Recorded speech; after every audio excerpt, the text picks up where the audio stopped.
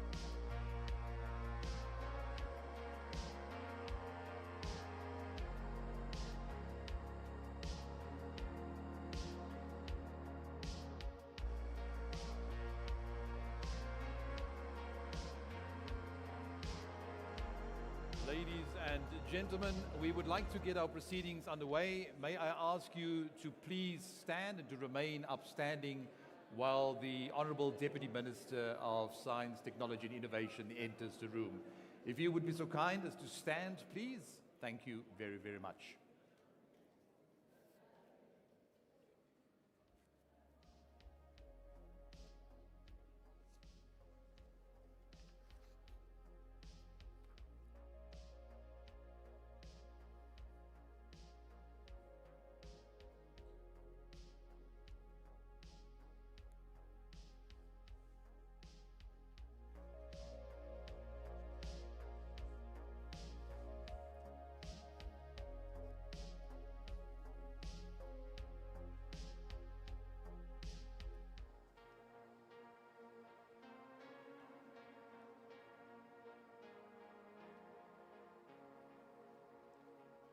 Thank you very much. You may be seated.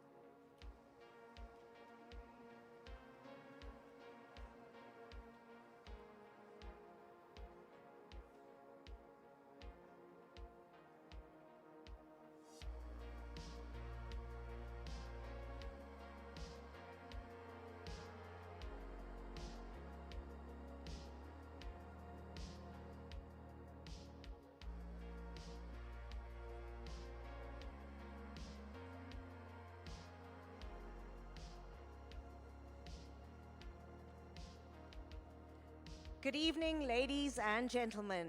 Please welcome to stage your hosts for this evening, Dr. Gillian Aronser and Dr. Mamoletsi Mosia.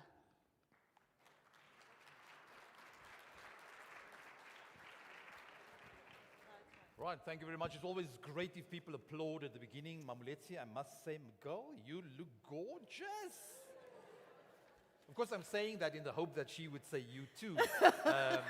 You look very handsome, by the way. Took some time. Of course, we're also welcoming all the people at home who unfortunately can't be with us, but we are thinking of you. I promise.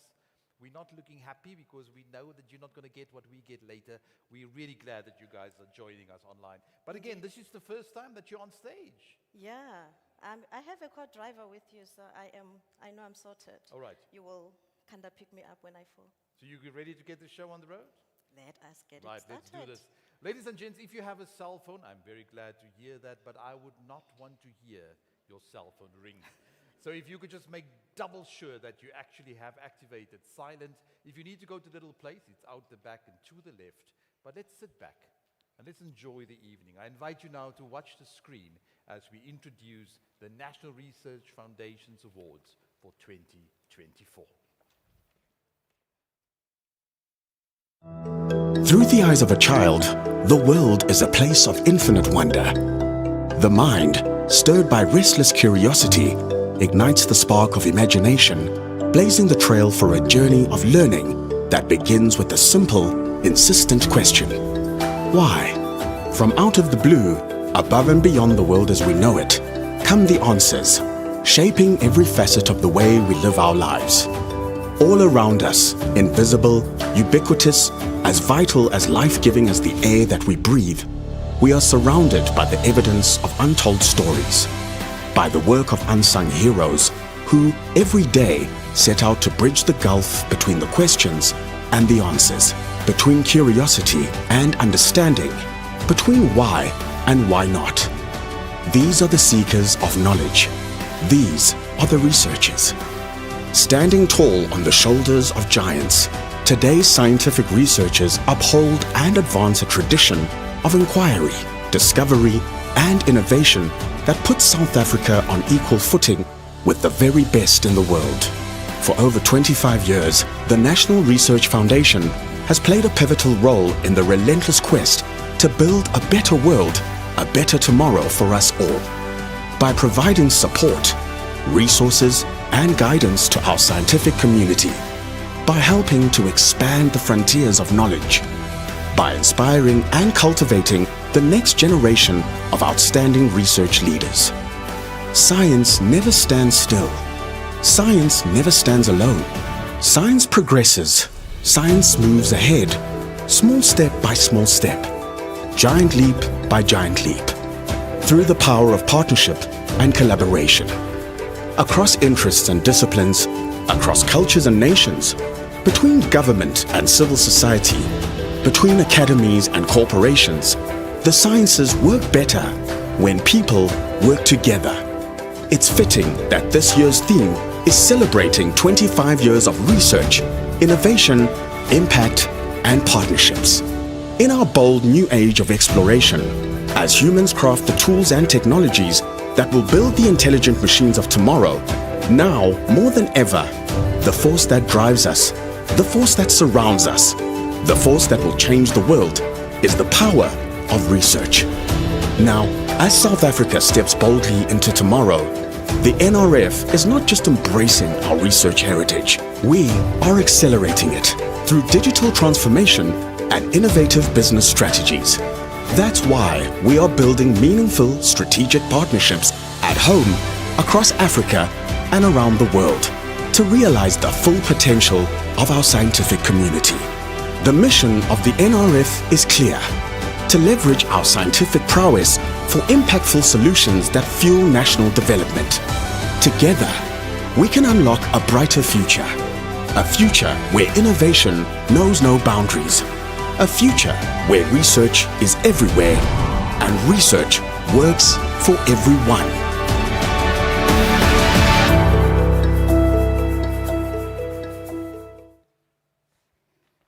Well, I think we can give a nice round of applause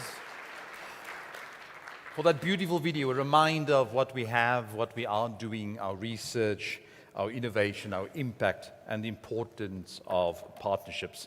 So we're about ready to get the show on the road, and it's my privilege and pleasure to invite to the podium the chairperson of the National Research Foundation Board, Professor Mosa Moshabela, to do the official welcome and opening of this event. Thank you, Prof.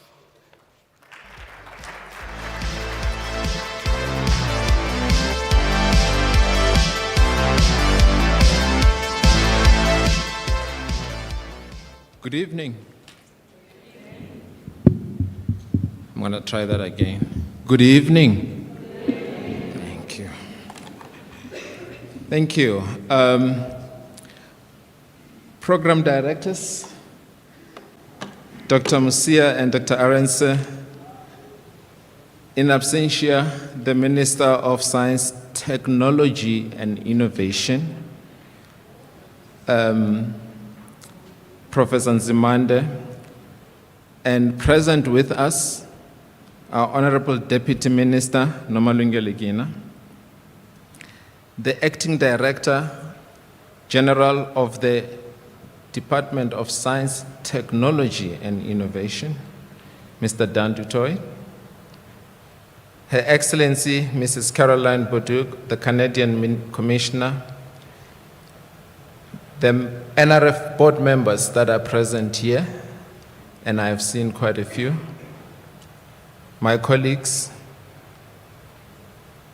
NRF executive members and managing directors of the various NRF facilities, the industry partners that are represented here mostly by their CEOs and senior executives, Dr. Phil Mjwaha and Mrs. Mjwaha, colleagues from the DSTI, representatives of various science councils that are represented here today,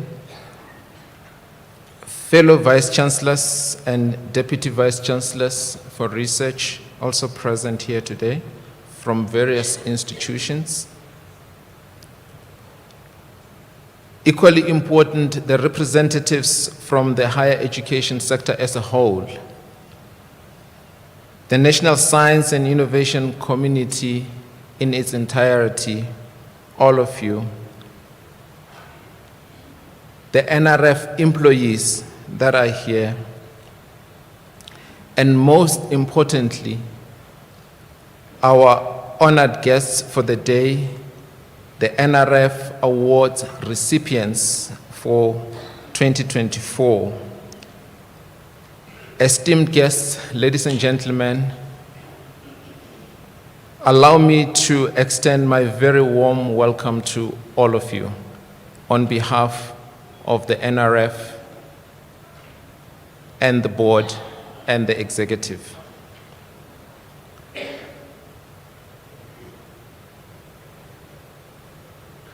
Thank you for joining us this evening as we celebrate the excellent research that we do in South Africa. Our research stars will once again shine today, tonight, and we are all here to witness it. This is the pride of our nation, the epitome of excellence. We pride ourselves in you.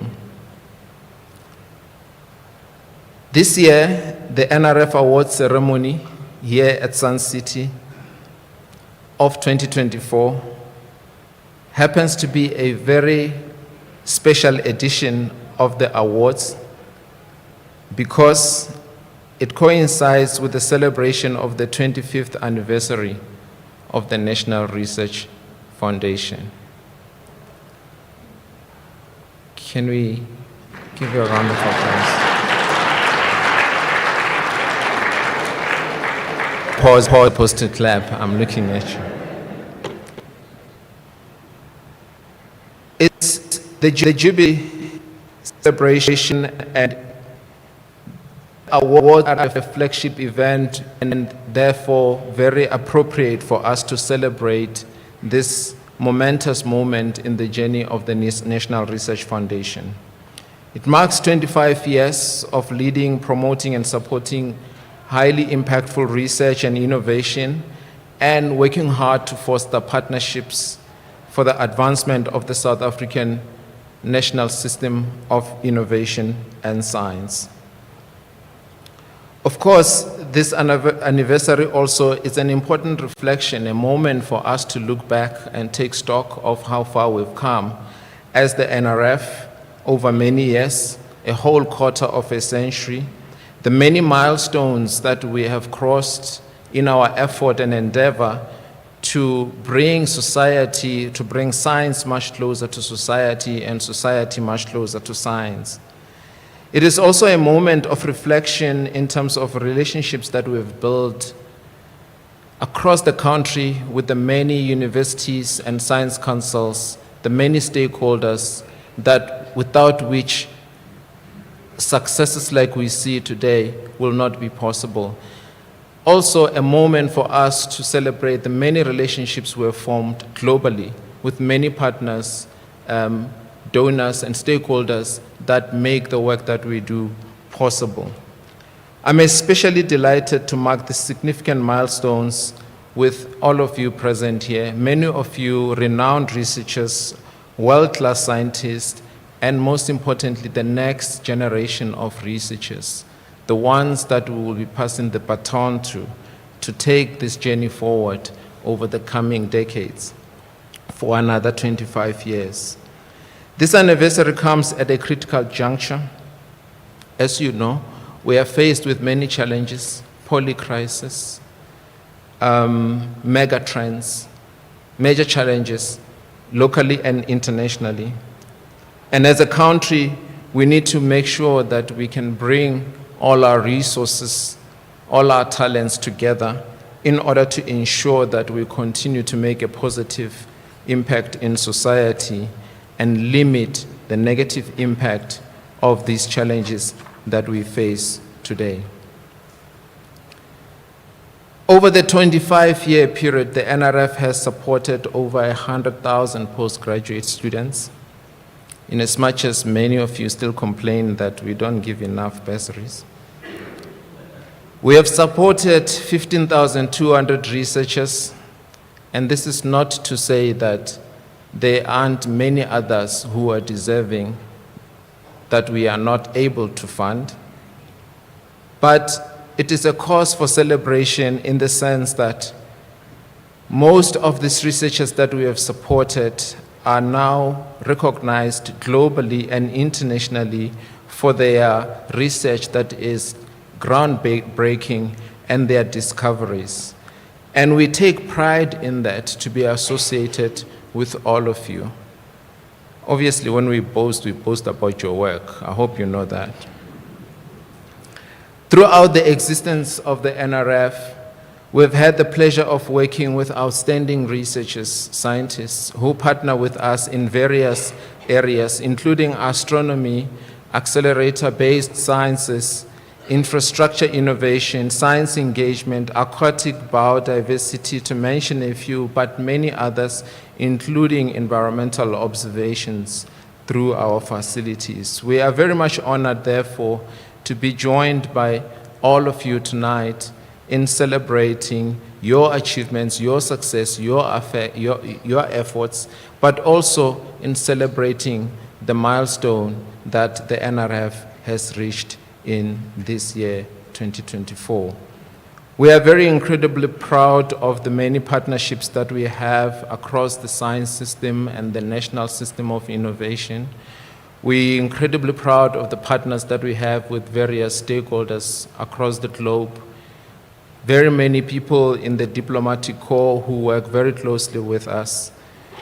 We pride ourselves in the success of our scientists, especially the transformation efforts that we've seen over the past 25 years of the NRF, and the effort that the NRF has put into bringing women into science and shining the light on their work.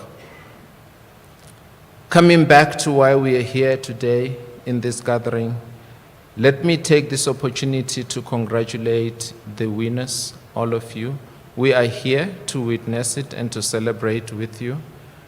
I sincerely hope that you achieving these awards will, in some ways, be a little token of encouragement for the appreciation that we have for you and your work and your success, but also remind you that what you do matters to us as a country and as a nation, such that you may bring your work, your science much closer to society to ensure the betterment of the people of this country, people of this continent, and ultimately a better world. To all the guests, both in this room and those that are following us virtually, I welcome you to the 2024 NRF Awards. And before I take my seat, Program Director, allow me to do one thing, which is that I'm informed that the Vice Chancellor of the Northwest University would have loved to be here and had planned to be here. But because of the tragic accident that happened on Sunday, where 6 of the students, first year and second year students of Northwest University, died in a car crash, he is unfortunately not able to join us. And as we normally do, and as it is appropriate, I would like us to take a moment of silence in honor of these students. Thank you.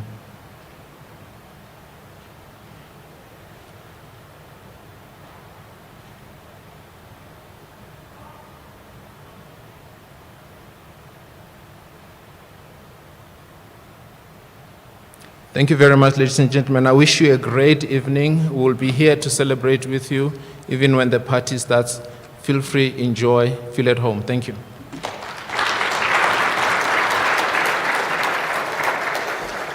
Thank you very much, Prof. Moshebela, for welcoming us and reminding us that we are part of this community and that our contributions matter. I'm reminded of that old saying that says, if you want to go fast, go alone. But if you want to go far, become part of a community and take other people with you. So, she's a former Deputy Minister of Trade, Industry and Competition in the 6th Administration. And she joined the National Parliament in 2009. And I have it correctly, she took up this new position in July 2024. So all I can say is, she was born, she grew up, and tonight she's here. Ladies and gentlemen, your hands and mine for the Deputy Minister, Department of Science, Technology and Innovation, Ms. Nomalungelo Gina.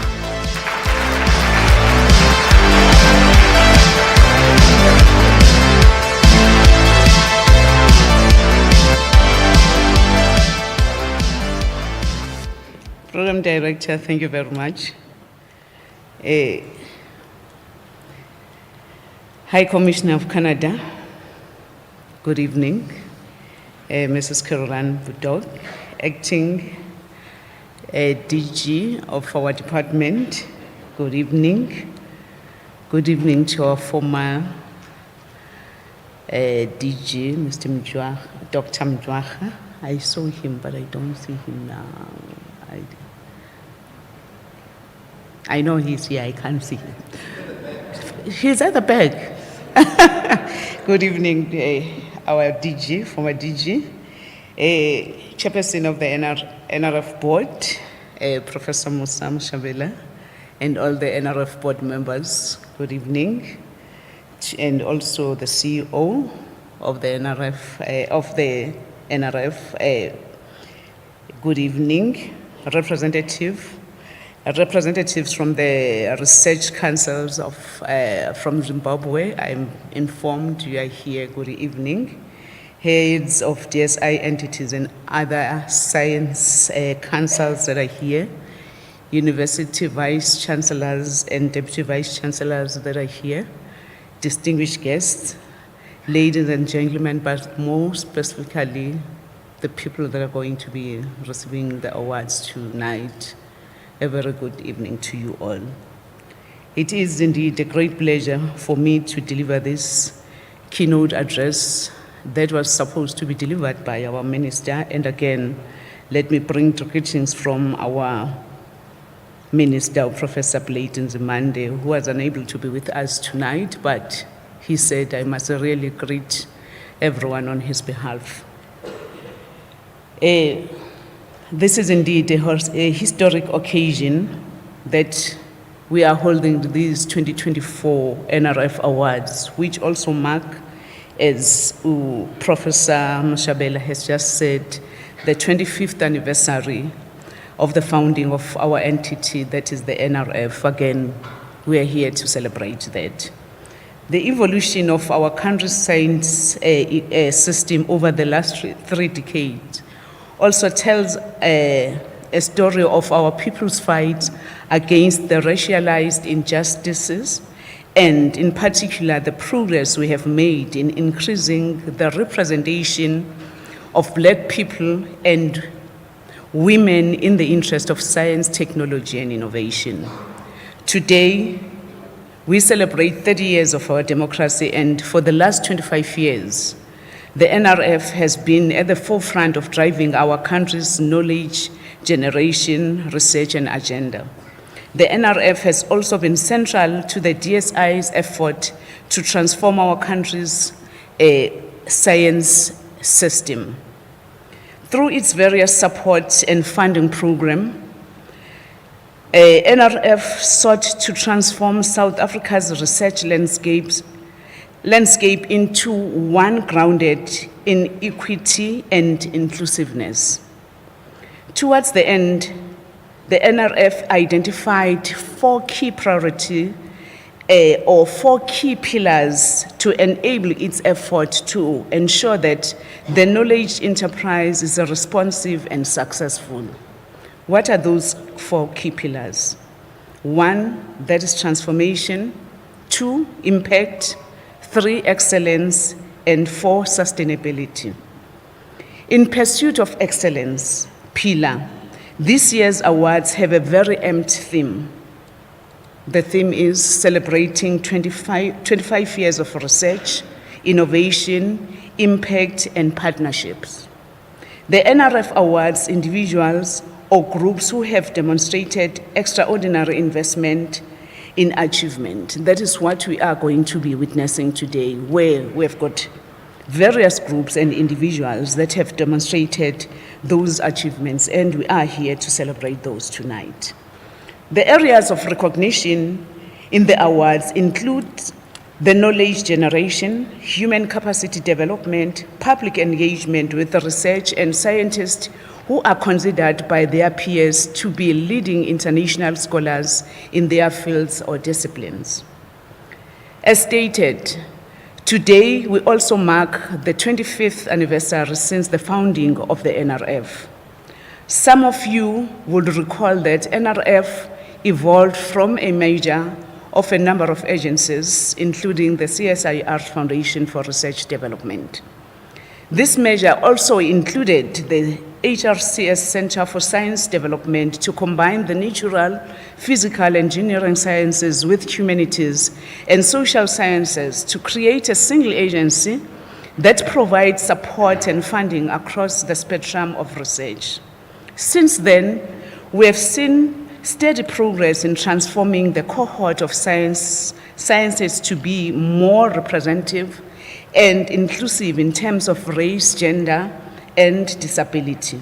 For an example, from 2018 to 2022, the percentage of Black South Africans out of the total pool of funded postgraduate students increased from 73% to 84%. The percentage of South African women increased from 53% to 59%, and with the percentage of South African Black women in particular increasing from 44% to 52%. The distribution of financial resources among the different postgraduate students also seen an increase, with 32% of the funding budget allocated to honors, 36% to masters, and 32% to doctoral bursaries. 65% of the NRF funded students were in science, engineering, and technology, 25% in humanities and social sciences, and 10% in business and commerce. In terms of funding for researchers and postdoctoral fellows, in 2022, 51% were Black South Africa, compared to 37% in 2018. 44% South African women, compared to 37% in 2018, and 24% Black South African women, compared to 15% in 2018. Again, we're seeing a lot of progress when it comes to the issues of transformation. In 2022, the NRF supported more than 3,000 researchers across the board, with 1.685 being emerging researchers. Of the supported emerging researchers, 62% were Black South Africans, compared to 54% in 2018, 48% South African women, compared to 45% in 2018, and 33% Black South African women, compared to 28% in 2018. While this is commendable, it is a commendable progress, we certainly need to do more. And I believe with collective effort, we can increase these numbers significantly over the next decade. Also worth mentioning, in 2022, 82% of NRF-funded research publications were linked to one or more United Nations Sustainable Development Goals. The greatest contribution to the UN DSG was the DSG 3, Good Health and Well-being. We have also significant evolution in the type of scientific research being undertaken, thanks to a large part of the investment in research and innovation infrastructure. Much of the NRF's excellent research is carried out by the various national research facilities which it oversees as part of its mandate. These facilities not only maintain advanced technology platforms or research in their respective areas, but also functions as training grounds for South Africa's new emerging scientists. For an example, in 2022, the NRF invested a total of 135 million in 23 awards under the National Equipment Program towards the development of the state-of-the-art research infrastructures equipment that facilitated multiple areas of scientific inquiry. As you may be aware, South Africa has become a major player in the field of astronomy and astrophysics as a result of a major projects such as the South African Large Telescope, the South African Hemisphere's largest optical telescope of the mid-frequency portion of the Square Kilometre Array, the world's largest and most sensitive radio telescope. The South African Isotope Facility has expanded South Africa's capabilities in the area of particle physics and medical radioisotope production. SAIF will enhance our ability to produce radioisotopes for medical applications, as well as increase the availability of beam time for researchers as Itemba Labs. The facility is anticipated not only ramp up the beam time for nuclear research, but also increase production of isotopes for the treatment of cancer patients locally and internationally. The national facilities as advanced technology platforms for research and innovation, Itemba Laboratory for accelerator-based scientists, is Africa's largest facility for particle and nuclear research. It operates the continent's only separated sector cyclotron. Its facilities are used for both research and commercial activities, including the production of radioisotopes for medical sector. The South African Institute for Aquatic Biodiversity, that is the NRF SAIB, is a in the field of aquatic biodiversity research in the marine offshore and inland freshwater environments.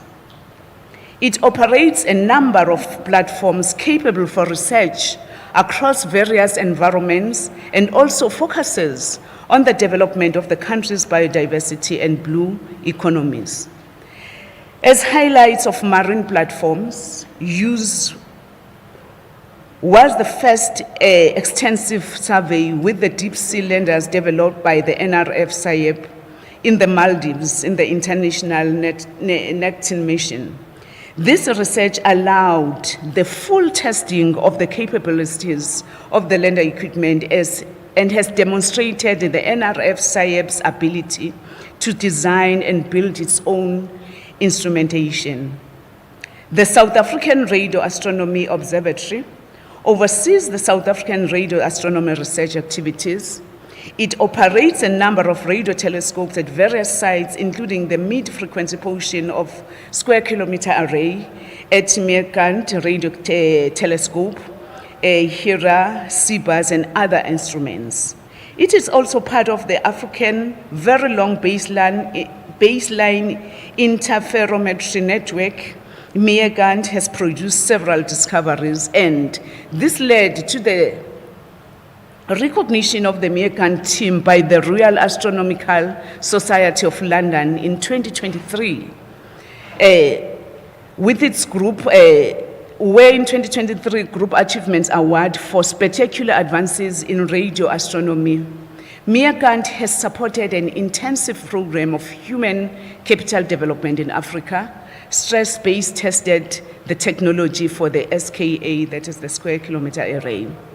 The groundbreaking and world-class science that is done by all these facilities has made it possible for the country to celebrate the growing scientific enterprises contributing to the national development. So as we are gathered here today, really when we look back, we are here to say there is so much that we can sit back and look back and say we've got so much to celebrate today. For this, please join me in commending the NRF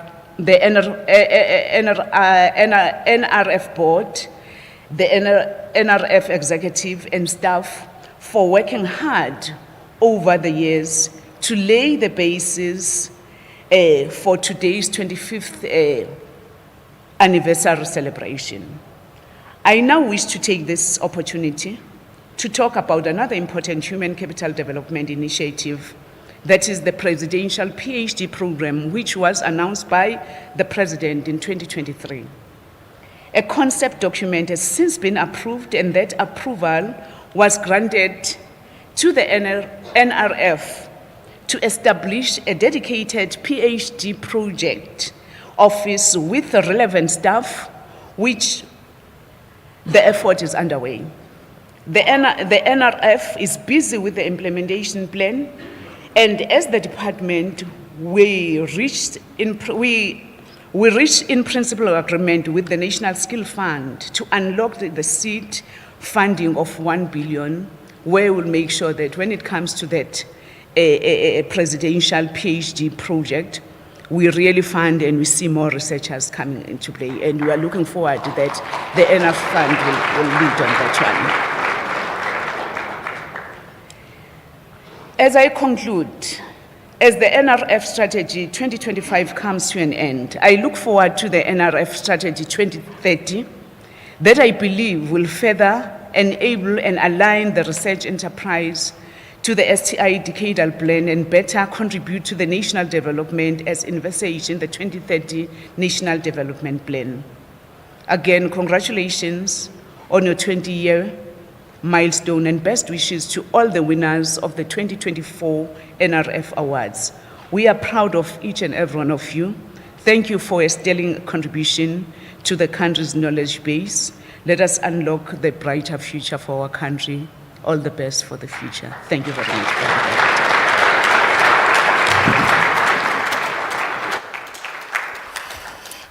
I think I will.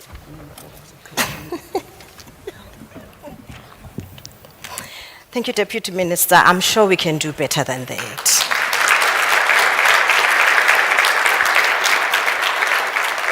The Deputy Minister was busy talking about how well the NRF has done.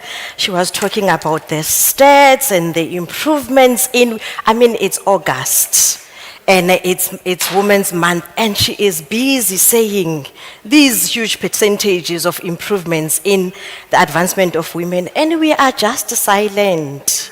Like really. Like, I don't know. Maybe it's because we are waiting for what we are here for, so the speeches are over. Now the fun begins. Maybe now we will get more hands. I'm going to go off script a bit, so if they fire me for going off script, I did declare.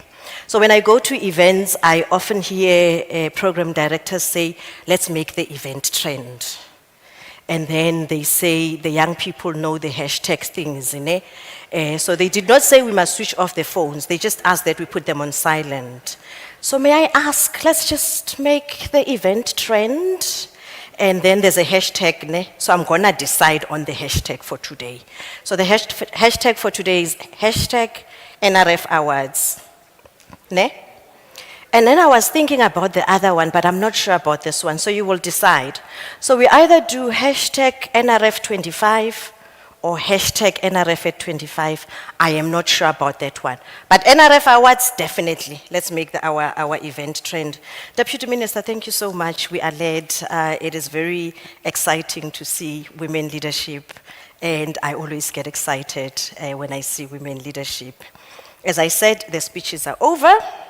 Now, I would like to call upon Mr. Imran Patel, the DDG at the DSTI. We need to get used to the DSTI. And also Dr. Mary Jane Bupape, who is the MD for NRF Zion, to come and help me with the next awards.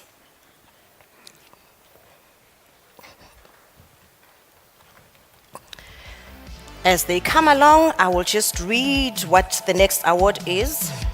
We are now going to see the recipients of the Research Excellence Award for Next Generation. The NRF provides funding for postgraduate students in order to address the skill shortages in the field of science, engineering, technology, and humanities, and social sciences by increasing the possibility of retaining suitably qualified young scientists, thereby increasing the pool of researchers and knowledge workers in the national system of innovation. This award recognizes outstanding performance by final doctoral students. I would like to call upon Ms. Anthea David. Anthea?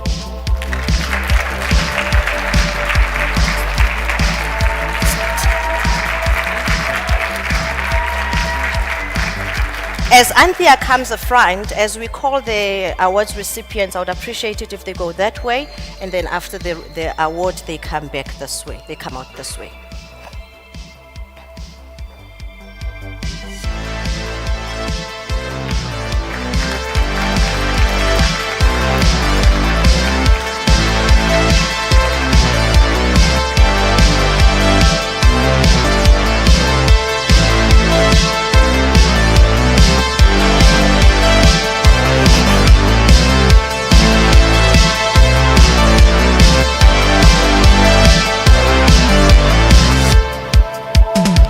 Mr. Sandile Ntetelelo Gumbi.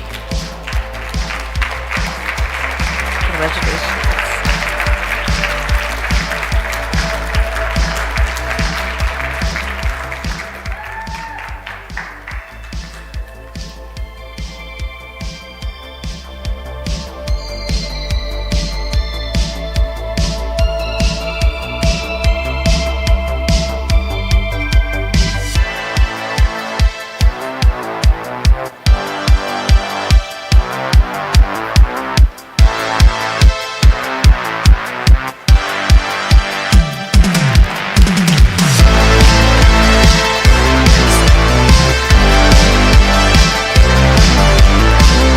Mr. Edwin Sangwani.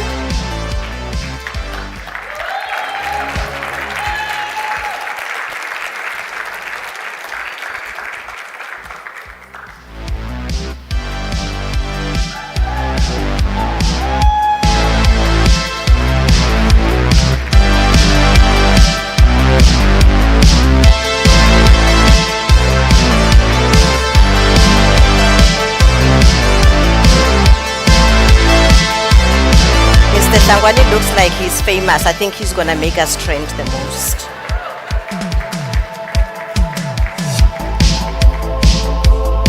Miss Melody Motrouzi.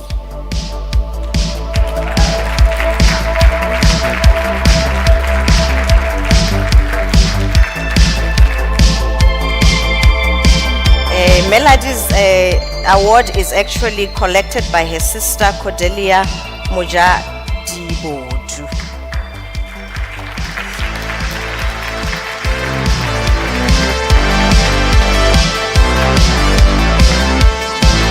And the last one for this award is Mr. Sangu Nyoni.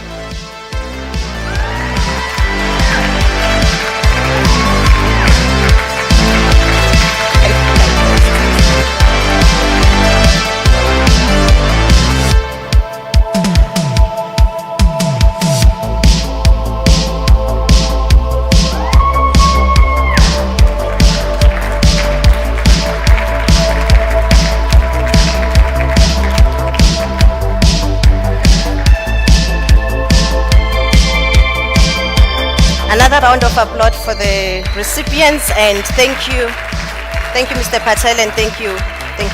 Yes. I would like to call upon the stage Dr. Gugumuche, who is the Group Executive for Digital Transformation and Acting Deputy CEO for Research, Innovation, Impact Support and Advancement, as well as Professor Glenda Gray, who is the board member of the NRF.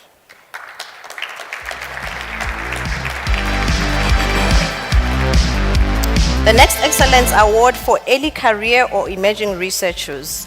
It is the NRF aspires to develop and enhance the research stature of early career or emerging researchers, prioritizing Black, female, people with disabilities as part of its transformation agenda, which, amongst others, aims to redress historical imbalances in the South African research cohort. The award recipients, we have 7 award recipients. The first one is Dr. Johannes Hendrik Erasmus, whose award is going to be accepted by his wife, Dr. Anya Erasmus.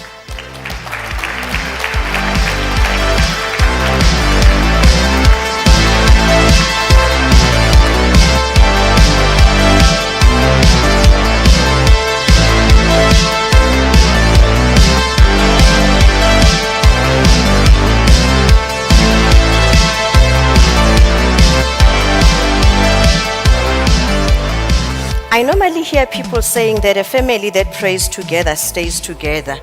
But today I'm inclined to say that a family that researches together stays together. The next recipient is Professor Usisipo Feleni.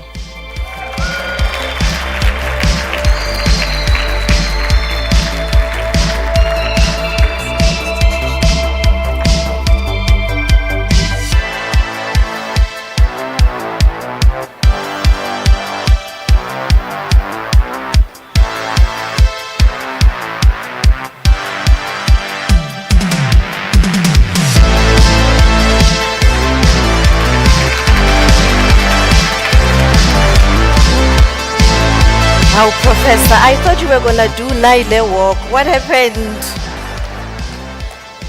The next one is Dr. Mbuzeleni Hlongwa from the University of KwaZulu-Natal. Professor Feleni is from UNISA.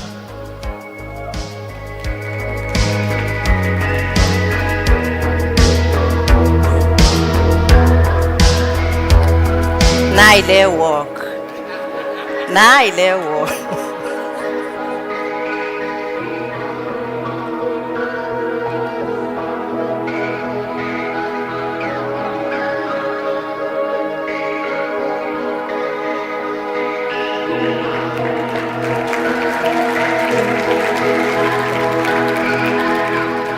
Professor Dr. Amanda Lee Manikam from Tshwane University of Technology.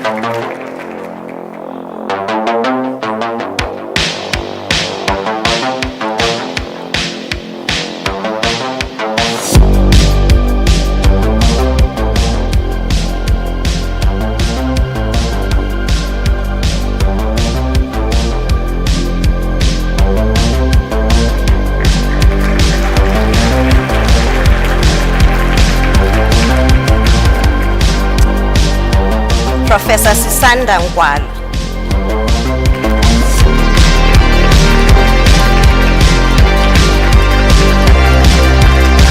From the University, you know, from the University of the Western Cape. I actually thought you were, as you were doing that, I thought you were coming from the University of KwaZulu-Natal, Deputy Chair, Chairperson, but you know the graduations at the University of Natal, they they do Nile walk, but you are Western Cape, so.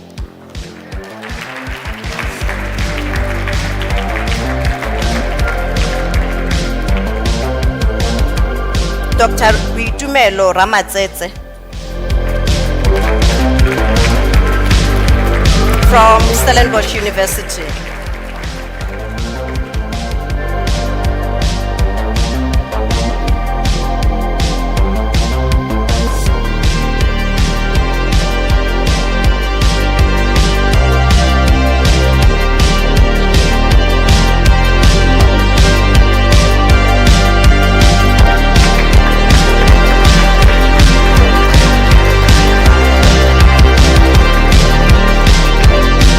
Last one is Professor Mahloro Serape Dlamini.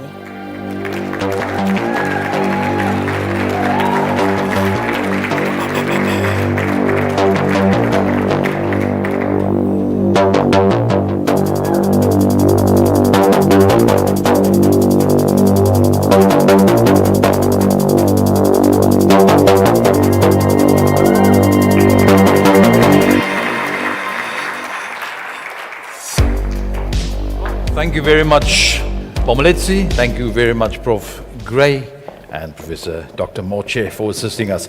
Let me invite now to the podium or to the stage Dr. Fulufelo Nelwamondo, the CEO of the National Research Foundation, together with Professor Tebogo Moya, a board member, NRF, to join us and to assist us with the next category. So I'm introducing to you the Focused Research Advancement Award. So this award recognizes a university of technology and a historically disadvantaged university that has shown most growth in research productivity. The evaluation covers a period of 5 years. Do you need more time?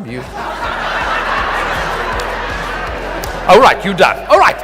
So our first recipient for 2024, Durban University of Technology.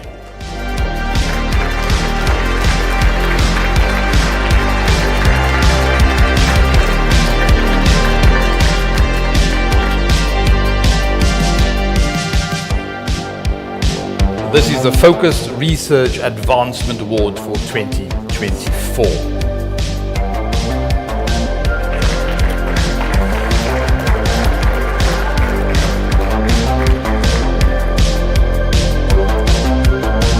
And our second university that we want to acknowledge and celebrate this evening is the University of Limpopo. So can we get a representative from the University of Limpopo, please?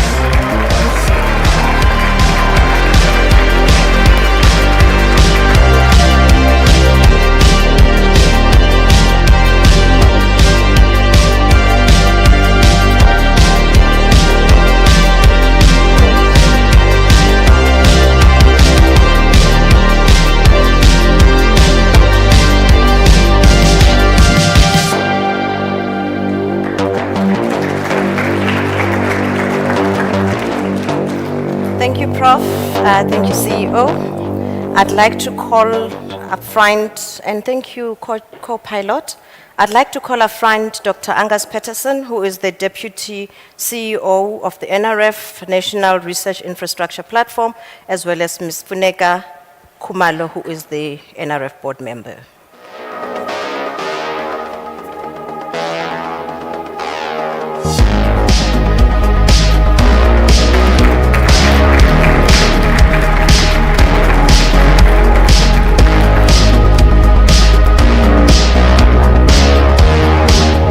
Dr. Patterson is indeed a gentleman. He went and, watch and learn, young men, watch and learn.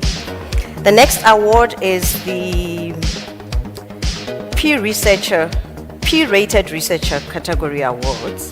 A P rating is assigned to researchers, normally under the age of 35, who have held a doctoral or equivalent qualification for less than 5 years at the time of application.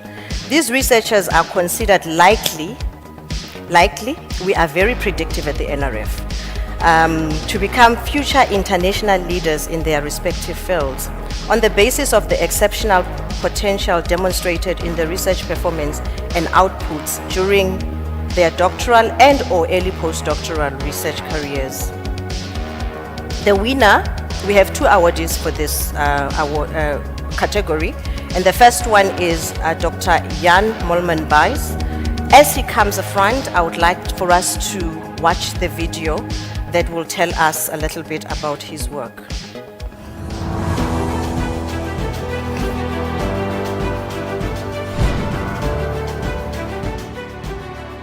I am a computer scientist specializing in natural language processing and machine learning. My research focuses on developing models for understanding and generating written text. We create applications for translation, question answering, and text summarization.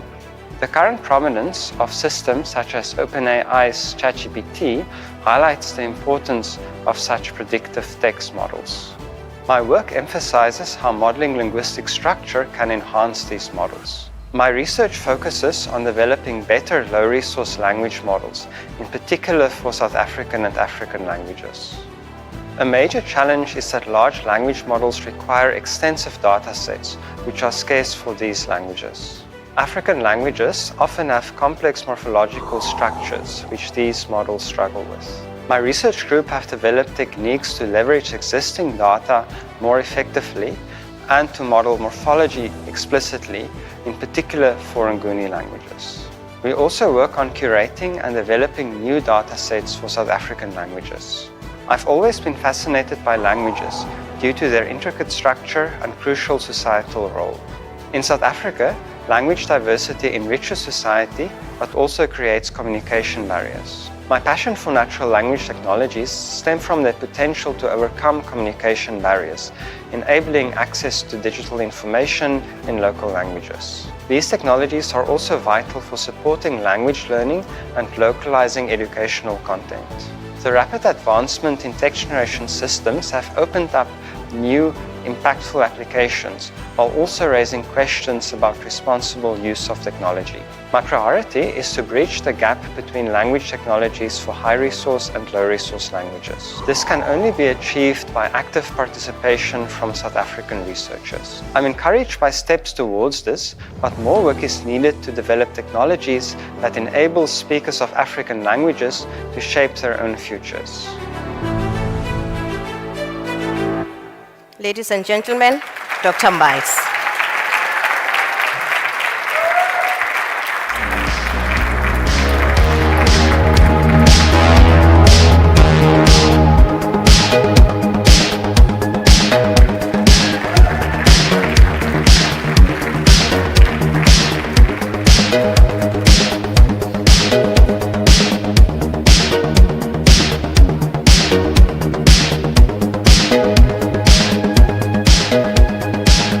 The next recipient is Dr. Itumeleng Matuba Monageng. Once again, let's watch the video.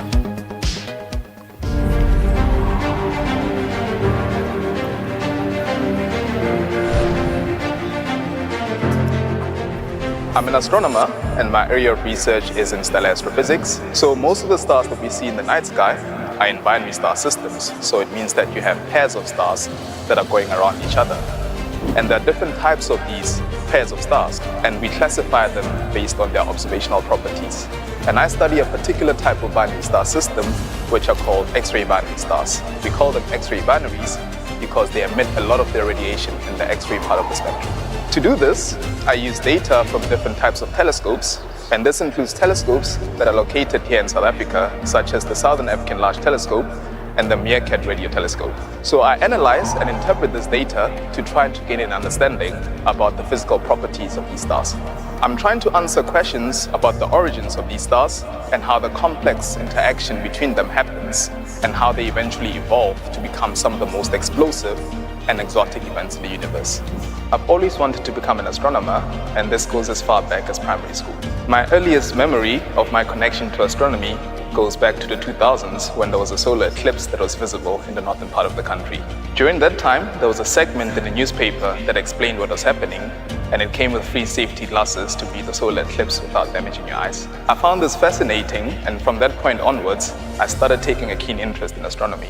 I started paying attention in physics at school and got books from the library on astronomy. The more I learned about astronomy, the more my interest grew on the subject. I was happy to learn that I could take it on as a major at university and pursue it as a career. How we got to understand the things that we understand very well today is due to an incremental process of contributions from many people in our understanding of the universe. My hope is to also make these small contributions and contribute a small pieces to this large puzzle in our understanding of how nature works. I also hope to inspire young kids, particularly those from townships and villages, to believe that they can pursue their own dreams.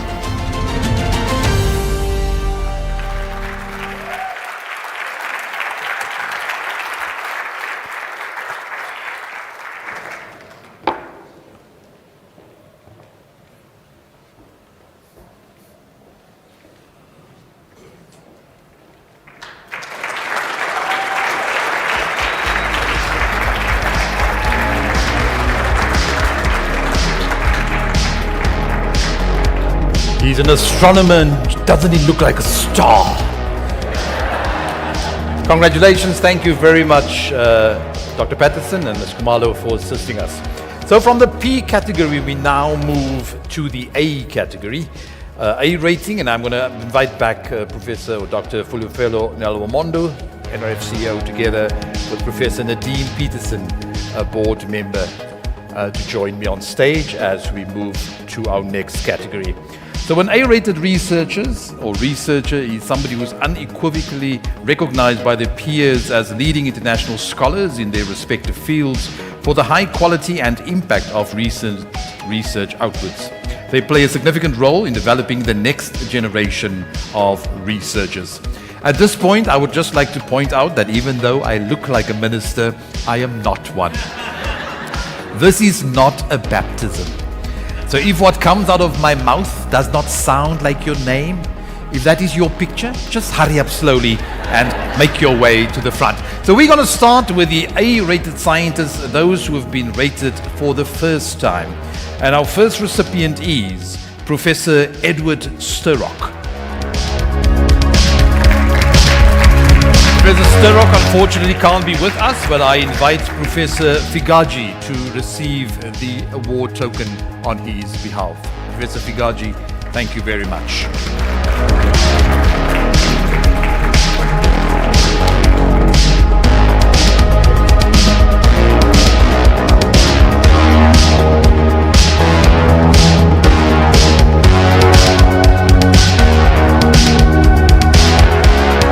Must say you make a beautiful Edward, beautiful Edward. Right, our next recipient, first time A-rated scientist, Professor Herman Wasserman from Stellenbosch University.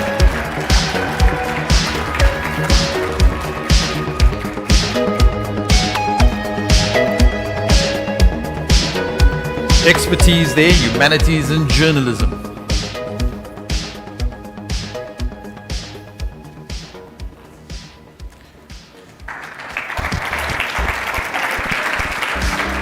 The next group of recipients are those who are receiving an A rating for the second time. Our first recipient 2024, Professor Keaton Dida. Professor Keaton is linked to the University of Cape Town, and his expertise is within the field of medical science.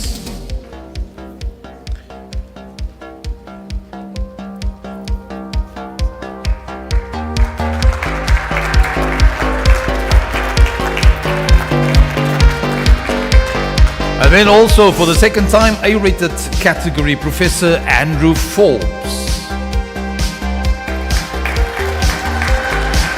Professor Forbes is from the University of the Witwatersrand, and his expertise within the field of optical trapping, optics and lasers.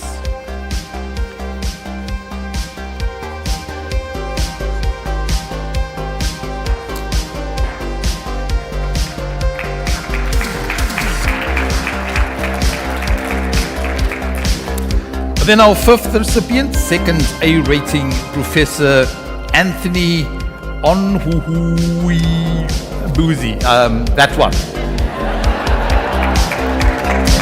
Prof. Anthony unfortunately can't be with us this evening, and I invite Dr. Luruli to receive the token on his behalf, please.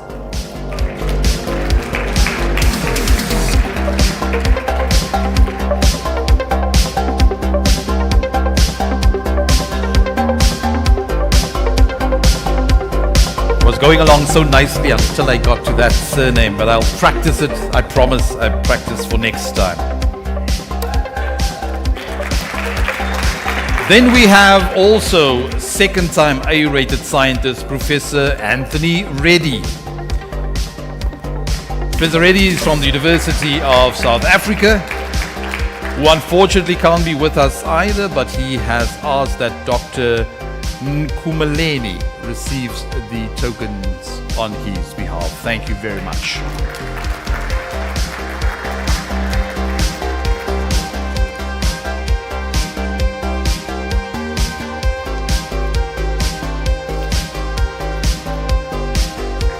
Right, now we're shifting gears. We've gone from first time rating to second time rating, and now it's the third time. Once, twice, three times a lady. The first recipient is a lady, Professor Glenda Gray.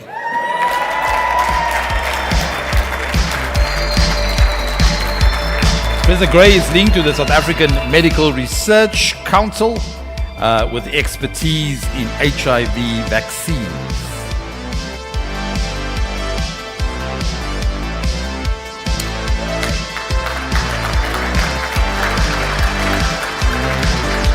Then we have Professor Roy Martins. Professor Martins is linked to the University of the Western Cape, but unfortunately unable to be with us, but he has sent somebody on his behalf to collect tokens. Professor Fanelwu. Hey.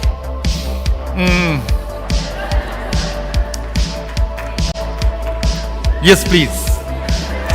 That is a beautiful surname that you have. For those of you wondering why I'm not pronouncing it, you want me to spell it NGECE-AJAYI. So it's Ngete.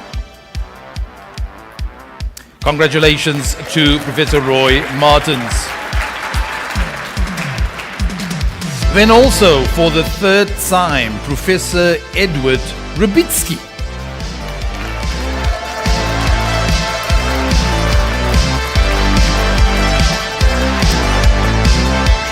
Professor Edward has got expertise in biological sciences, medical sciences, and vaccine biotechnology. He also made sure that I pronounce his surname correctly. Then also, for the third time, Professor Simon Schaaf.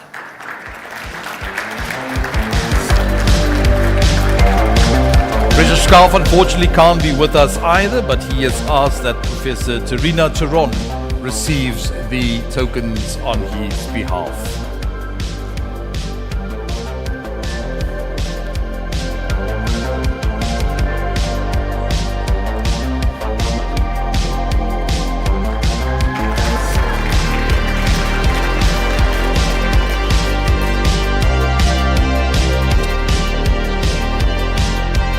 Then our last person receiving an A rating for the third time is Professor Heather Zah.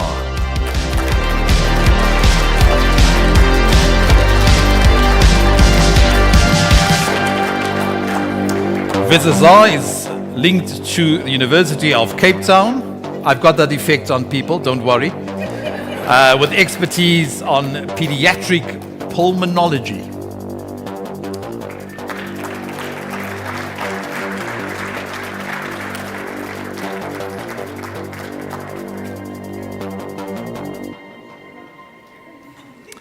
Then our final recipient for 2024, receiving an A rating for the fourth time, Professor Jill Adler. Professor Adler is linked to the University of the Witwatersrand with expertise in mathematical education, and receiving the reward on her behalf is Professor Andrew Forbes.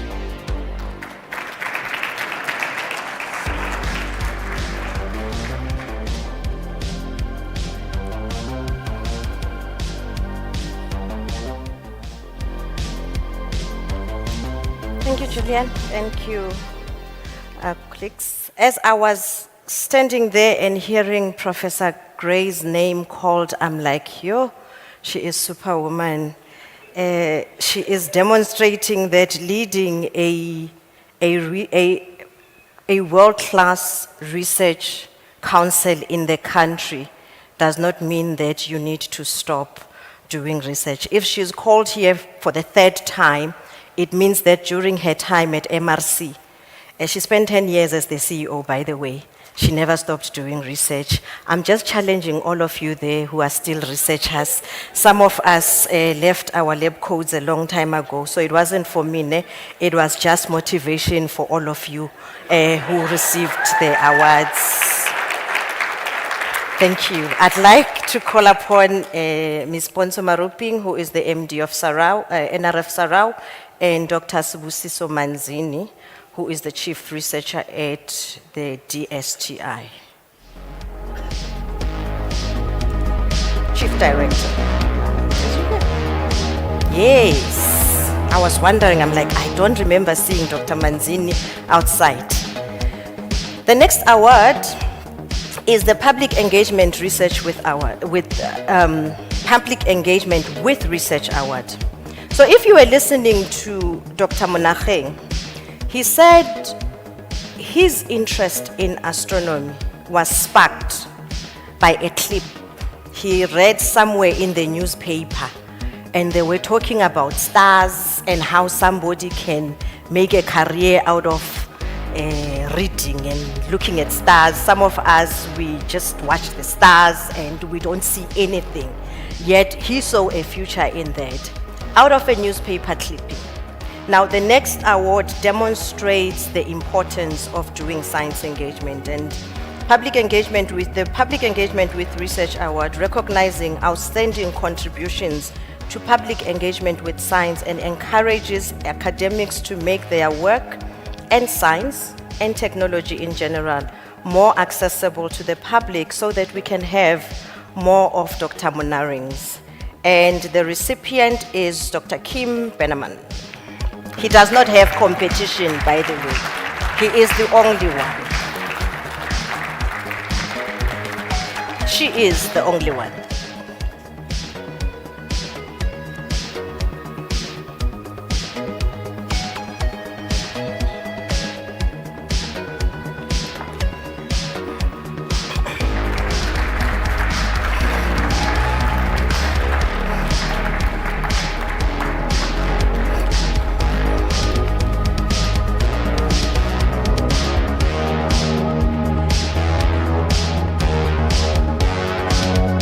Congratulations once again, and thank you to you two for assisting us with this part of the program. Thank you very much.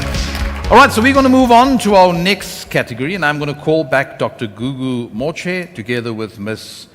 Latlane Malema, who's a board member, to join me on stage as we introduce our next category, which is the Societal Impact Award. So we are excited to introduce our prestigious new Societal Impact Award today, which recognizes research that is changing lives. From over 35 examples of excellent research impact, 7 shortlisted candidates were identified. They submitted case studies explaining how their research is impacting society. 3 finalists were selected due to the exceptional impact that their research is having on South Africans. We would like to call them now to stage so that we can celebrate them. The first finalist, the DSI NRF Center of Excellence in Human Development. Please come to the stage and receive your tokens.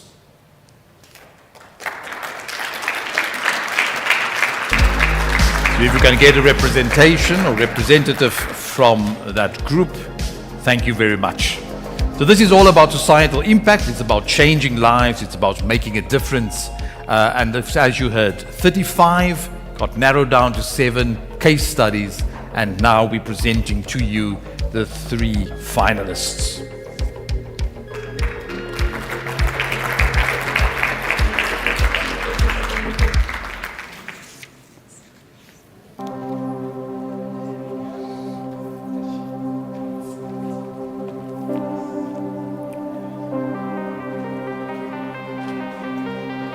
Congratulations.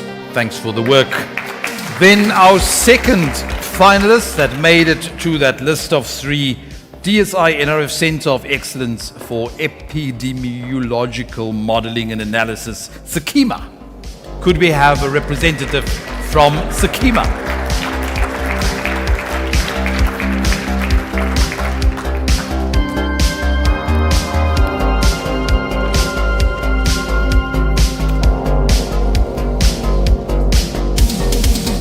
So everybody that we are acknowledging here, exceptional work in terms of impact, making a contribution, changing lives through what they are doing.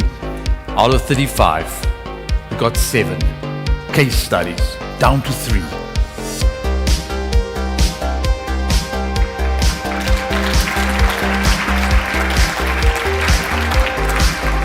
And then for 2024, we have a winner.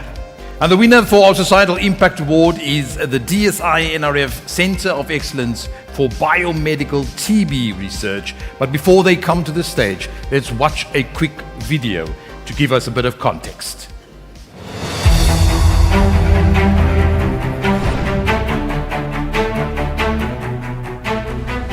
Our laboratory studies the bacteria that cause tuberculosis.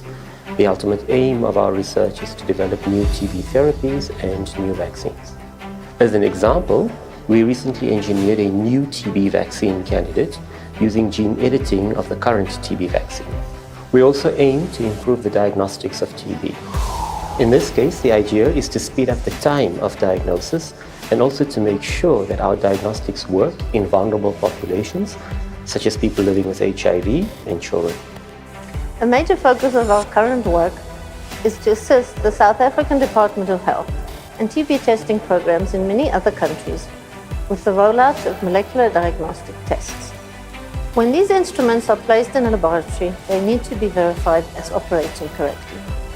TB bacteria themselves cannot be used to verify these diagnostic tests because they are dangerous. We engineered harmless soil-dwelling bacteria to mimic TB bacteria by using a process called biomimicry. These bacteria then contain the TB DNA and trick the molecular diagnostic test into giving a positive readout. The safe bacteria are very stable and reliable and can be used for diagnostic verification. We have created such products for TB, HIV, COVID-19, and many other diseases. The biomimetic material developed here has manifold advantages and is used locally and globally to verify TB diagnostics. The bacterial strains are safe and protects clinical and laboratory staff. New material can be easily designed and rapidly produced, as was the case when the COVID-19 pandemic struck. A significant barrier to rolling out mass testing was the lack of appropriate controls. This was addressed when our lab developed the world's first biologically safe coronavirus biomimetic, enabling the rollout of COVID-19 mass testing in South Africa and the African continent. The aim of our work has always been the betterment of humanity. The innovations and commercial products that we've created through our fundamental research on TB bacteria have been sent to all corners of the world. These products are helping patients access diagnostics and care. Currently, our TB products are shipped to 46 countries, and recently we developed products for drug-resistant TB that are now being used in 22 countries. Saving lives should always come first, and we as a team are grateful to have played a small part in these efforts.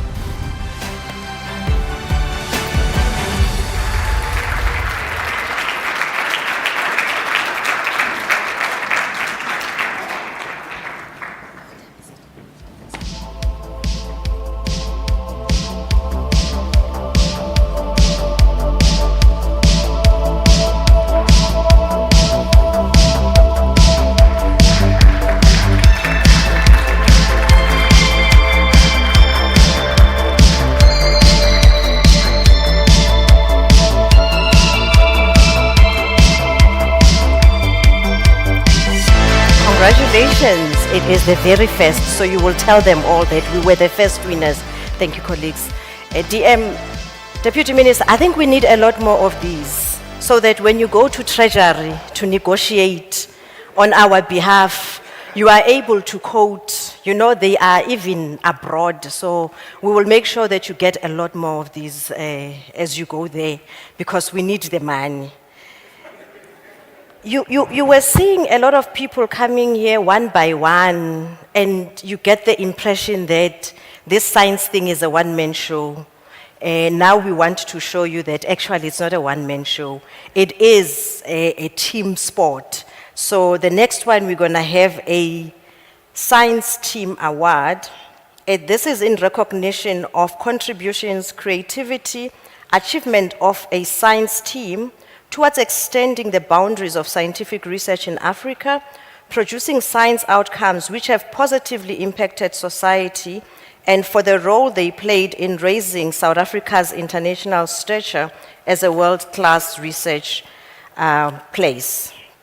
And the award goes to Africa Brainchild Team, but as they come up front, I would like for us to watch the video. And before, I would like to call upon, I got too excited. I'd like to call upon Dr. Mgwebi and Mr. Bishan Singh to come up. Apologies.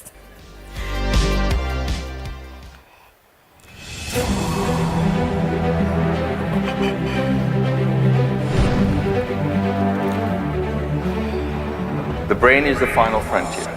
It is the most complex system in the known universe.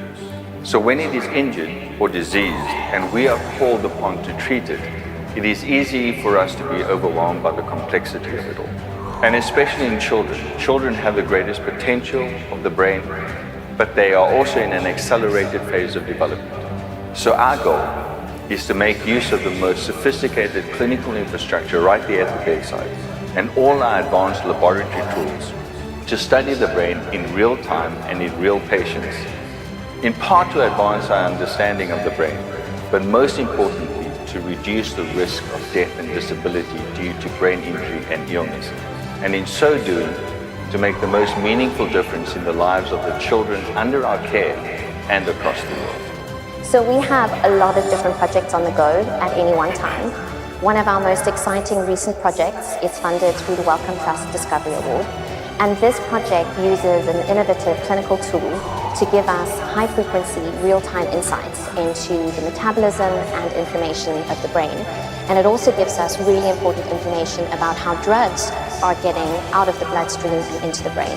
In this particular project, we are using this tool to study tuberculosis in the brain, which is the most severe form of TB disease. And it's a great example of where we can use innovative clinical tools together with innovative basic science tools to give us insights into how the brain is working and how we can better treat the brain and really give us information that we don't have available yet and that is not available anywhere else in the world. We believe in diversity in all its forms, mainly to bring in a fresh perspective. To break down silos, we are an interdisciplinary team. We have an interdisciplinary approach, so our collaborators and our team members come from a diverse range of backgrounds and bring with them new skills and insights. Broadly, we aim to combine the best of a clinical environment and a laboratory, a bedside to bench approach. Our scope of interest ranges from prevention through advocacy and awareness, as well as practical interventions at the hospital bedside through to detailed neuroscience methods. Conditions that cause brain injury or neurological disease are the single largest cause of death and disability in children over the age of 1 across the world. We want to grow our group even more. It is a broad church of people who are interested in advocacy, community engagement, brain physiology, inflammation, neuropharmacology, brain imaging, artificial intelligence. We want to have everyone working on different aspects of the problem and have them constantly cross-fertilize. We are also passionate about growing talent and potential right here in Africa. We believe that the best opportunities are here in Africa because of its diverse genomic spectrum, its understudied and undertreated patients, and the critical mass of diseases and patients we treat. If we can create the strongest environment right here, we should be one of the leading centers in the world studying the brain.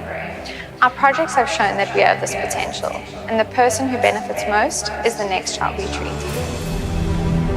Africa Brainchild Team.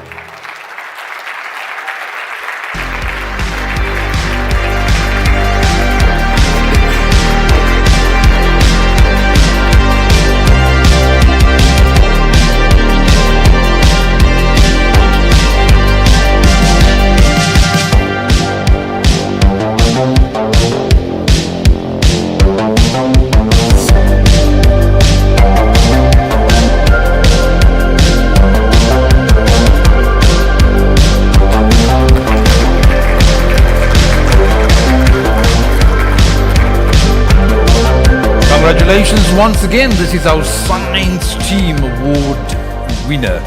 Thank you very much to the two of you. You may take your seat. Are you guys still okay? Have you tweeted?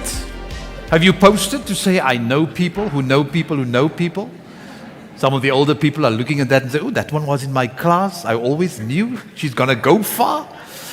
You don't, oh, not that moment yet. All right, so we're going to move into our next category, which is the Champion of Research Capacity Development and Transformation at a South African higher education institution. We have 2 awards to give in this category. I'll first announce the one, we'll watch the video, and then I will call on Mr. Dan de Tooy, the acting DG, together with Professor Mosa Moshabela to join us on stage to hand over the tokens. That's okay with you? All right, so our first recipient for 2024 is Professor Eric van Steen.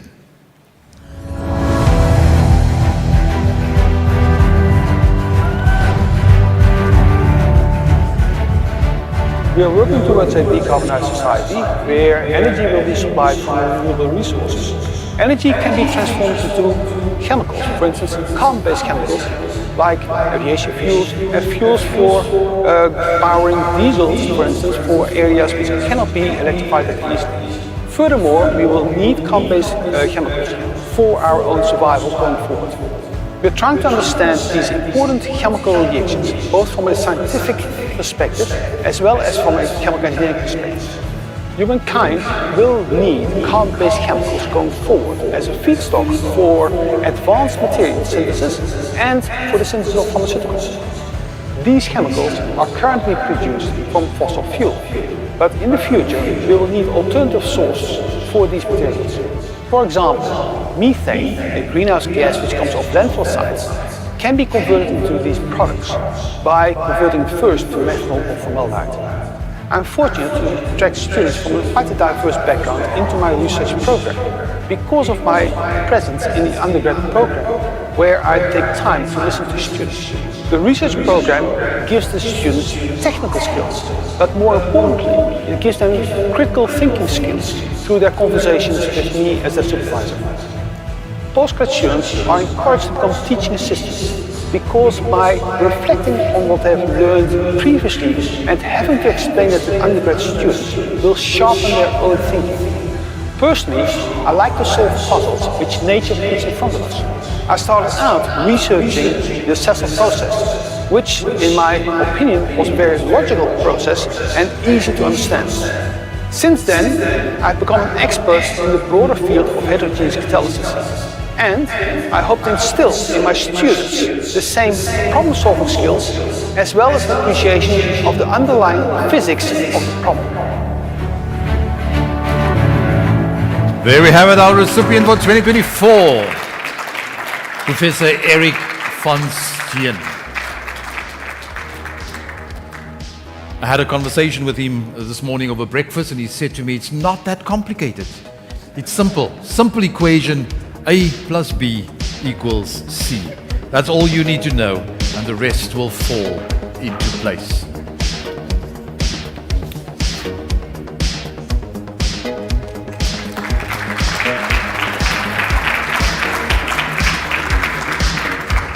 Congratulations once again. Our second recipient for 2024 is Professor Umesh Ramnarayan. Again, I invite you to watch the screen as he tells us more about what he does.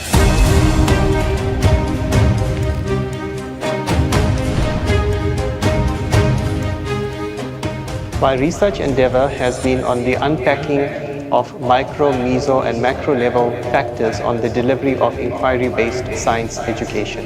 Herein, I have mapped the South African school science education landscape in order to understand factors which enable and factors which hinder the implementation of inquiry-based science education. More recently, my work has explored the role of technology, and more especially advanced learning technologies such as augmented reality, virtual reality, and artificial intelligence on how these technologies may facilitate the teaching and learning. Capacity development and empowerment are central to my efforts in driving a transformative agenda in higher education. I've always maintained that in order to address sustainable development goals such as zero hunger, no poverty, equality in education, gender equality, one needs to empower young people to play a meaningful role in order to drive socioeconomic transformation in our society. Achieving this involves customizing support for students according to their needs and strengths. This is especially the case in supervising master's and doctoral students and postdocs who have a differentiated skill set and background knowledge. The majority of students I have supervised have been from an educationally disadvantaged background, and many whom I have successfully supervised have been rejected by other institutions. I have a high regard for students who persevere and who are determined to succeed against all odds. As a researcher, I am driven to contribute knowledge that will inform how we may address challenges that we face in STEM education in South Africa. STEM education is key to economic performance and is essential for helping economies in Africa to compete on the global stage. Our aim is to create jobs, especially STEM jobs, and to improve wealth. I'm invested in transforming STEM education at school so that learners may pursue meaningful careers.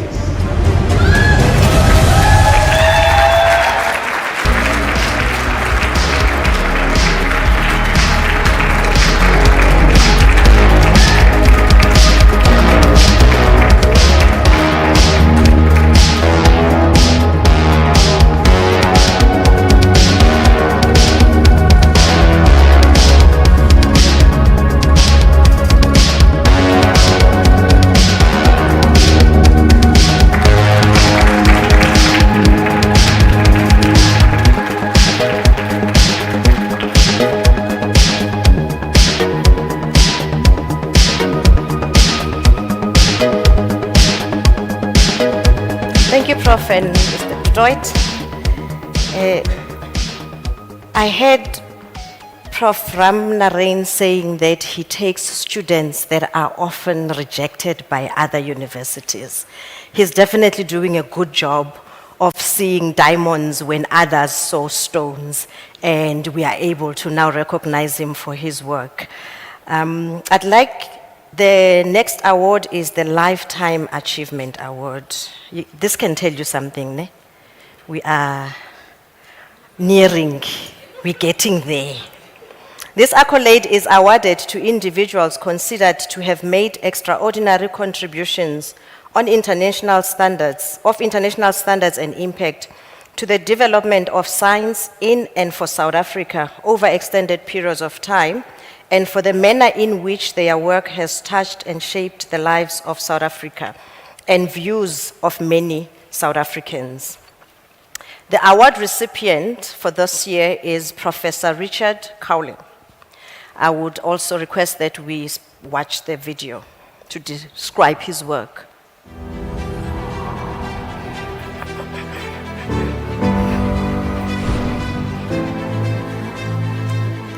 In a career spanning 40 years, I've aspired to conduct both fundamental and applied research while remaining steadfastly engaged in community outreach and implementation. I've done groundbreaking research in plant diversity and evolution, in restoration ecology, in conservation science, and in paleoecology. My social engagement has influenced policy and practice for conservation in South Africa, notably in the fields of restoration ecology and sustainable land use planning. As a child, I always had access to wild places, and my parents also enjoyed outdoors, and they encouraged us to be in nature as much as possible. What this engendered in me is an absolute love of nature, but it also sensitized me to the destruction of nature, which was happening at an ever-increasing pace. At university, I registered for a BSc majoring in botany and zoology, although I'd never done biology at school. Thus began a journey fueled by curiosity and awe. Being a botanist in South Africa exposed me to one of the most species-rich regions of the world, the Greater Cape Floristic region. And I've devoted a lot of my research to understanding the underpinnings of that diversity. My team and I gathered evidence from a wide array of disciplines, which suggested to me that what underpinned the biodiversity of the Cape was climatic stability over long periods in combination with high habitat diversity. This provided sufficient time and opportunity for speciation. Our hypothesis, we believe, predicts species diversity patterns globally. My colleagues and I have pioneered conservation planning approaches that have focused not only on biodiversity pattern, but also the processes that create the pattern. Furthermore, we've made sure, as far as we can, that these plans are ready for implementation. Throughout my career, my research has been socially engaged and therefore geared for implementation. I have led processes that have led to the conservation of extensive areas of Namaqualand, the Klein Karoo and the Addo region. I've also provided leadership in the biodiversity economy, in particular pioneering responsible ecotourism in the Cape. From a biodiversity conservation point of view, Richard has had an immense impact over the years. Richard has been the driver behind getting the famous succulent karoo and subtropical thicket biomes recognized as global biodiversity hotspots.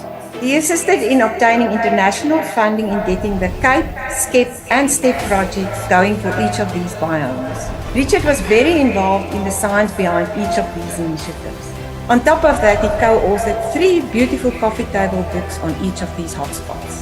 Richard has played a huge role in the establishment of the Leslie Hill Succulent Karoo Trust managed by the WWF-SA. I played a catalytic role in initiating state-sponsored restoration programs in the fynbos, which was working for water, and in the subtropical thicket, which was working for woodlands. This research was aimed at restoring ecosystem services, namely water production in fynbos invaded by alien trees and carbon sequestration in thicket that had been ravaged by Angora goats. Both programs have created a large number of jobs and are now attracting investment from the private sector. Richard's influence, while globally acknowledged, has always been deeply rooted in his commitment to conserving and restoring South Africa's unique and abundant landscapes of biodiversity. His pioneering research that included quantifying the economic and ecological benefits of restoration significantly shaped both policy and practice. Notably, his collaborative efforts were instrumental in establishing the groundbreaking Working for Water program in 1995, safeguarding our increasingly precious water resources amidst our richly diverse landscapes. The first evidence for cognitively modern humans comes from the Cape South Coast. My team and I researched the biodiversity that sustained these Stone Age hunter-gatherers. We found a rich and resilient community of intertidal shellfish and an extraordinarily diverse and nutritious bulb flora. We have mapped these resources for contemporary and Ice Age times. These patterns can be used to predict the behavior and therefore the archaeology of humans over the past 200,000 years. Richard made highly significant contributions to the paleoecology of South Africa and modern human origins. There are a series of archaeological sites at Pinnacle Point that document the world's earliest evidence for modern human advanced cognition and psychology. During most of the time that these ancient modern humans lived there, the Agulhas Bank was exposed and housed a now extinct ecosystem. Understanding that ecosystem is crucial to our knowledge of the origins of modern humans. Richard Cowling brought his formidable knowledge of modern ecology and used it in a highly novel way to help reconstruct the paleoecology of that ancient ecosystem. This path-breaking work revolutionized our understanding of the origins of modern humans on this coast and helped propel Pinnacle Point to World Heritage status, which it just attained. As hunter-gatherers, which we have been for 99% of our existence as humans, we depended for all our needs on biodiversity and consequently hugely appreciated its value. Sadly, we have lost that appreciation and seem unconcerned that we are facing a massive extinction crisis. I believe we do have a chance of surviving climate change. That's why there's a pressing need for trained ecologists to figure out how we can do this. I'd like, indeed.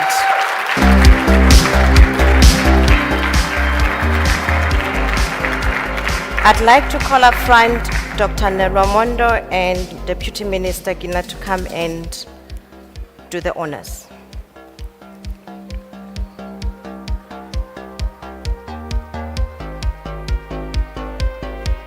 As they come up front, I would just like to inform you that a lot of the award recipients, as they got emails telling them that they will be getting awards from the NRF, they were busy preparing their speeches and thinking about themselves winning their summers and thinking, I'm going to be saying, I'd like to appreciate my mother, my father, whatever they do. And unfortunately, they didn't get the opportunity. Guess what? You need to work for 40 plus years in order for you to have the opportunity to make a speech.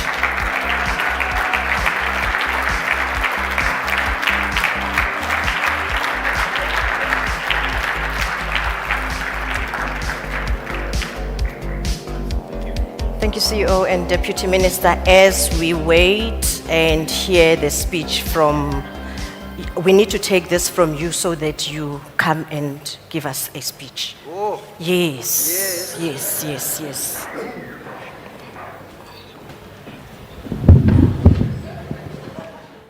You.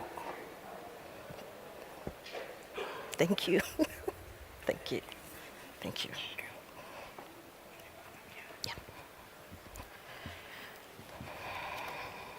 Well, this is a surprise, and I'm kind of incapacitated because my wife and I were going down all these marvelous chutes they have here. And they have one that they call the courage chute, and I screamed my choral pipe, so it's not working very well. So please abide with me. The first acknowledgement I would like to make is to the NRF. I've been supported by the NRF and its predecessor, the FRD, for 45 years.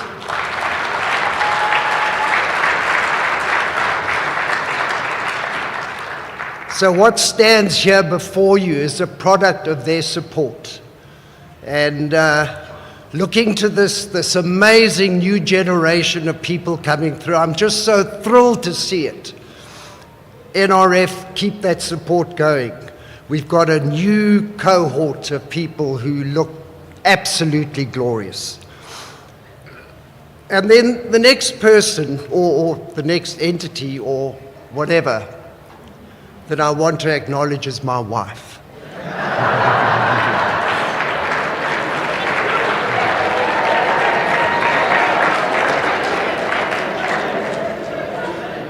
We've been gecased for 50 years. And,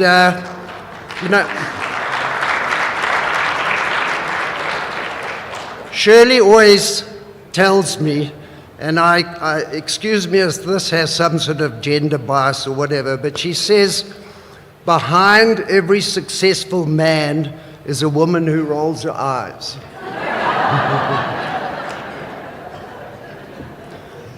And next I'd like to acknowledge are my colleagues from all over the world.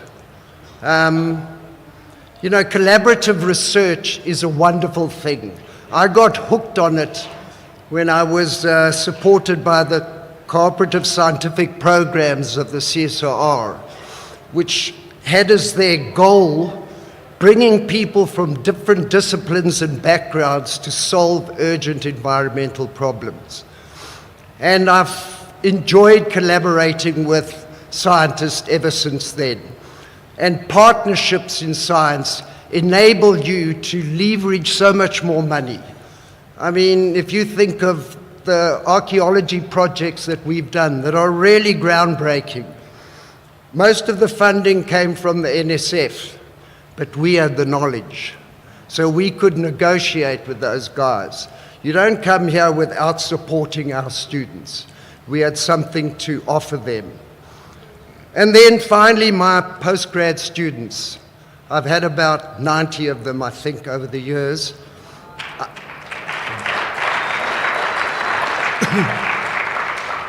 I've learned so much from them, just incredible. And I still rely on them to do all my stats. I don't know how to use R, I don't know if anybody else does, but they are wonderful, these creative brains who just stimulate you all the time as our grey matter slowly disintegrates. So thank you to the NRF, to my darling wife Shirley, to my colleagues, and to my students, and to you all for bearing me out. Thank you so much.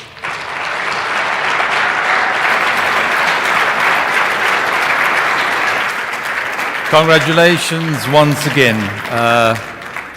Richard Cowling, our lifetime achiever, celebrated here at the 2024 Awards Ceremony.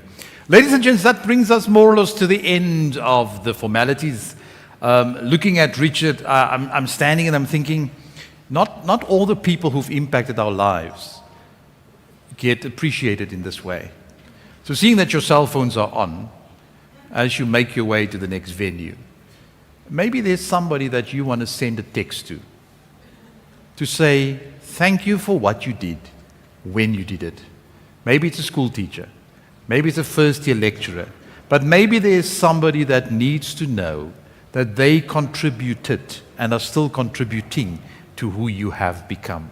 Because not all of them will be able to stand on the stage like this. Richard, we celebrate you. Thanks for all the hard work. Thanks for the energy, but also for your commitment in terms of growing the next generation. So let's take the time to celebrate each other. I was watching the World Cup, not the World Cup, the Olympics the other day. I thought, oh, if I bump into the relay team, I'm going to take a selfie. But here's my challenge. Why don't you take a selfie with our champions of research? Why don't we celebrate research? Why do we go crazy about sport, but we don't celebrate people who are doing the kind of work that impacts lives and will continue to do that? So I'm bringing you down because once you go out here, we're going to pick you up again. So we are done with the formalities. For those of you who've joined us online, we'll say cheers to you. Because once these doors open, we will not be remembered for how we came in. We will be remembered for how we go out. So ladies and gents, this is the end of the formal bit. We're going to move around to the next venue where we will start to celebrate the 25 years, but also celebrate you. You with name tags, of course. I think at the back of your name tag, your table number should be there. So as we make our way next door, find your table. We're going to do as if this is a church service, and I'm going to ask the Deputy Minister and the Chair to lead us out, followed by all our awardees. And then we gently make our way to the room next door, and that is where the party will happen. So thanks for being with us. Thank you for celebrating, and congratulations to all our awardees.